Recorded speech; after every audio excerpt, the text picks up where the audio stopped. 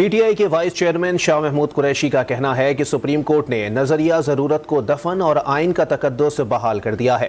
شاہ محمود قریشی نے حکومت کو پرامن انتخابات کے انعقاد کے لیے ایک بار پھر مذاکرات کی پیشکش کر دی۔ کہا کہ آج پاکستان کو آئین دینے والے بھٹو کا نواسہ مارشل لاء کی دھمکیاں دے رہا ہے۔ آپ کو بتائیں کہ شاہ محمود قریشی نے کہا ہے عدالت عظمیٰ نے نظریہ ضرورت کو دفن کر دیا۔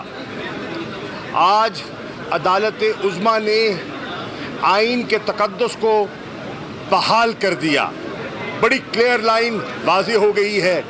جمہوری قوتوں میں، آئینی قوتوں میں اور غیر آئینی قوتوں میں میں آپ کو دعوت دیتا ہوں کہ آئیے ایک ایسا ماحول پیدا کریں جس میں صاف شفاف انتخابات ممکن ہو سکے۔ کتنی ستم ظریفی ہے کہ بھٹو کا نواسہ آج مارشل لاء کی دھمکیاں دے رہا ہے۔ یہی فرق ہے بھٹو کی پیپلز پارٹی کا اور زرداری کی پیپلز پارٹی کا۔